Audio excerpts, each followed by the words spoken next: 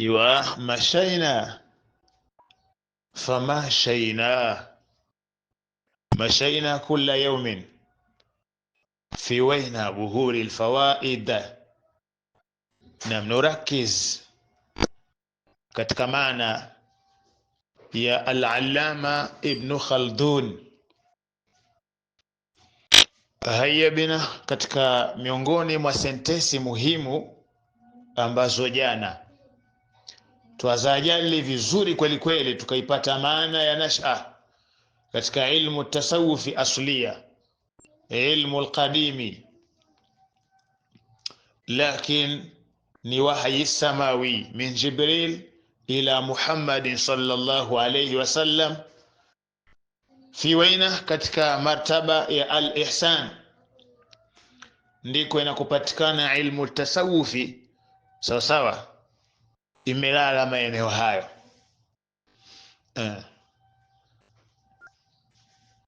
Wayanina, na tuna maana leo tunaanzia hapa mtahu, na tupige mbizi kidogo hapa. Wayanina, na tuna maana kwamba min ibarati ambazo tarakabi yake katika jumalati mbalimbali. Al-allama ibn Khaldun alizungumza maneno muhimu sana, allati yukarriru fiha, maneno ambayo, ibara ambayo anaifanyia takarar, kuirudia rudia, maana watu wengi waifahamu ilmu tasawufi, nasha yake, makuzi yake, kukua kwake, chanzo chake wapi, sawa, kudhihirika kwake palitokea wapi, nani wakina nani, kwanzia lini na wapi. Enam anna dhuhura tasawufi, kule kudhihirika tasawufi. Enam kudhihirika tasawufi wa sufia, na mwana sufi, kwa sababu kuna tasawufu sawa, ndio masdari yenyewe, elimu yenyewe ndio tasawuf, sio sababu ilmu tasawufi kwa maana ya idhafi, elimu ya tasawufi. Lakini yule mwenye kuisoma ilmu hiyo hasa akayajua matelezo, mapenyo, mapigo yake na miondoko, basi huwa sufi kama atashika yale ambayo ilmu tasawufi inamfundisha. Nyuma hapo unabaki kuwa ni sufi katika wajihi wa rasmi, sufi katika wajihi wa riziki. Inategemea na nia yako na makusudi yako. Kana natija, elimu hii imekuwa ndiyo natija junuhi nasi sawa sawa, ila mukhalatati dunia, ndiyo natija ya kuwaokoa watu na kuwaepusha na kuwapandisha sawa, ila kuendea mukhalatati nasi, kwenda changanyika watu na dunia, kwamba ndio imekuwa sababan qawi, sababu kubwa sana ya kuwafanya watu tena hawawezi kuichanganya dunia na masala yao ya akhira. Wa aliha, na wana dunia, fil qarni thani, katika karne ya pili alhijra. Fa inna dhalika min sha'nihi, kwani hilo ni katika jumla ya mambo yake ambayo ilmu tasawufi na kwenda inajali maana hiyo sawa sawa. Ayatakhidha almuqbiluna ala alibada, elimu hiyo ni ile elimu tunayojua sisi, maana fasalu ahla dhikri, mawana sisi ndio tunajua hasa elimu hii, na hakuna anayejua zaidi yetu sisi masufi, kwamba tunakusudia kwenye ilmu tasawufi ni nini. Maana yake ni kwamba watu ayatakhidha almuqbiluna, waifanye hiyo elimu wanapoisoma iwe ni kama ngazi sawa, iwe ni kama ngazi ambayo mtu anaipanda elimu hiyo, ala alibada, juu ya kuelekea katika kilele cha kufanya ibada. Ndio ayatakhidha almuqbiluna, waifanye elimu hiyo wale wenye kuelekea ala alibada, kwenye kufanya ibada, isman, iwe ndilo jina lao. Sasa watu hawa ambao sawa sawa malengo yake, ma mapito yake, ma mapenyo yake, ma matelezo yake, ma maambaa yake, ma sawa majali yake. Kusudi ni watu waelekee, almuqbiluna ala alibada isman, waelekee kwenye ibada, wakaitwa kwa jina hilo la asufiyin au almutasawwifun. Yumayizuhum, wawe tofauti na watu wengine, kwamba unaposema ahlu tasawufi ujue ni watu maalumu ambao nyakati zote wao ni kufanya ibada tu. An'amati nasi, waepukane na watu wengine kwa jina hilo. Alladhina allahtuhumul alhaya, wale ambao allahatuhumul haya, watu wengine ambao uhai, maisha haya yamewadanganya maskini, hawajikuti tena ni wenye kupupia katika ibada. Ad-dunya alfania, sawa, wale ambao dunia imewadanganya, dunia ambayo ni yenye kuisha. Yaqulu Abu Abdullah Muhammad as-Siddiq al-Ghumari, wayadhudu, na inatia nguvu, ma dhakarahu, yale ambayo panatiwa nguvu, yale ambayo aliyazungumza Ibn Khaldun katika maana. Tunapata nguvu kweli kweli fi tarikhi dhuhuri ismi tasawufi, ukizingatia tarehe la nashala, kudhihirika ama kuonekana uwazi wa elimu ya tasawuf. Ma dhakarahu al-Kindi, kuna yamo ambayo masala aliyazungumza al-Kindi. Wakana min ahli al-qarni ar-rabi, sawa. Al-alama al-Kindi alikuwa ni katika watu ambao walokuwemo katika karne ya 4, fi kitabi Ulatu Misra, katika kitabu chake kinachoitwa Ulatu Misra, fi hawadithi sanati al-200, katika uwepo wake, yani uwepo wake mwaka moja, miaka sanati al-200, sio miaka 200 iliyopita.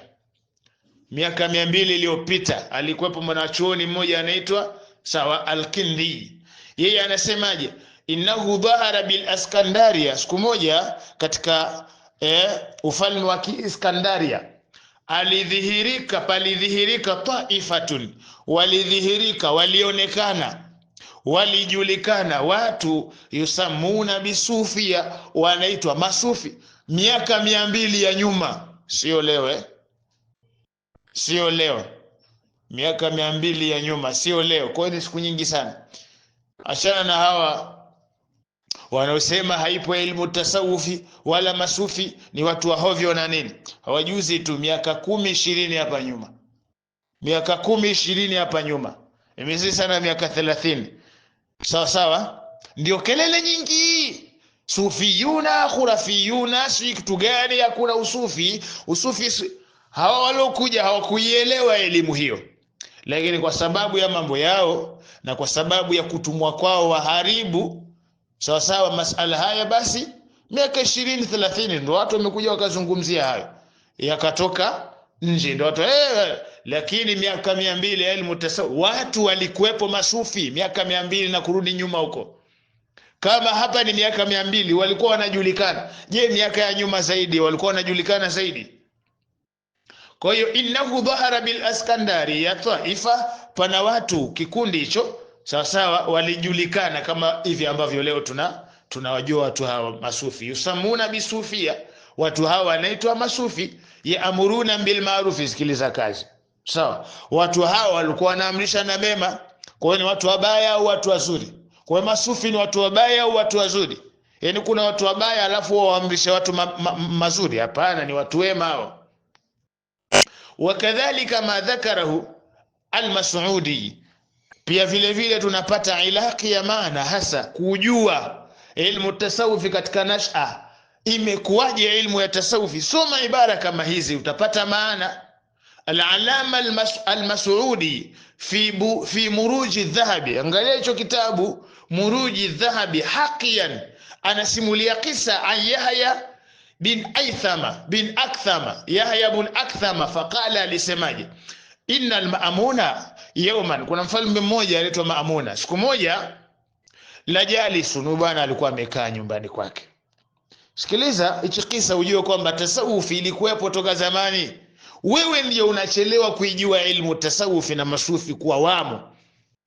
Alafu wamekuja watu wakajivisha majina ya usufi, wakaitukanisha ilmu tasawufi na masufi wa kweli, ikaonekana wote wabaya na hawafai na watu wa hovyo. Kumbe ni watu ndio waliokuja kuchafua hiyo elimu. Kama ambavyo akija mtu akauchafua Uislamu na nini kwa mambo yake, Uislamu bado unabaki kuwa ni kitu kisafi, sio kwa sifa ya mtu mbaya kuharibu Uislamu. Ndicho kilichotokea. Wamekuja masufi wa hovyo, masufi ambao hawana hiyo ilmu, wamejiita majina tu.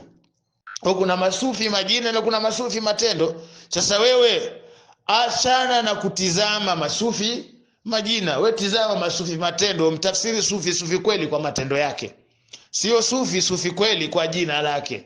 Utapotea, la sivyo utaikashifu elimu hii. Na ndiyo elimu ambayo ilimpeleka bwana Mtume Muhammad katika taraki ya makamati zuri, ndio kuwa ni zahid billah kwa elimu ya tasawufi, ni mustaqili katika mas'alati zuri. Elimu hiyo inatulia hapo. Alisemaje? Idakhala alayhi Ali ibn Salih al-Hajib, kuna mlinzi mmoja aliingia akamfuata sawa sawa Yahya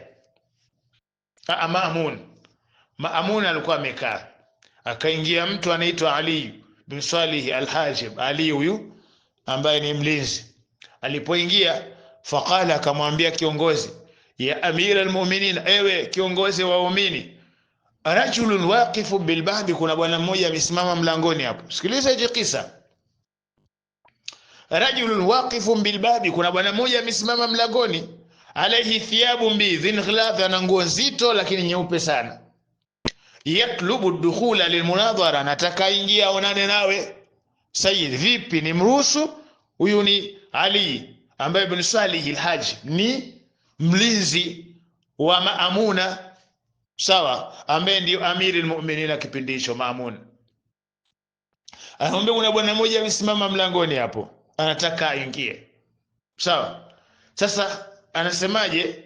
Fa'alimtu, nilijua. Yule Maamuna anasema nilijua, sawa sawa, nilijua nini? Annahu ba'dhu sufia, hawalosimama, huyu alosimama hapo ni katika baadhi ya masufi tu ambao tunawajua. Kwa hiyo tokea zamani masufi walikuwa wanajulikana.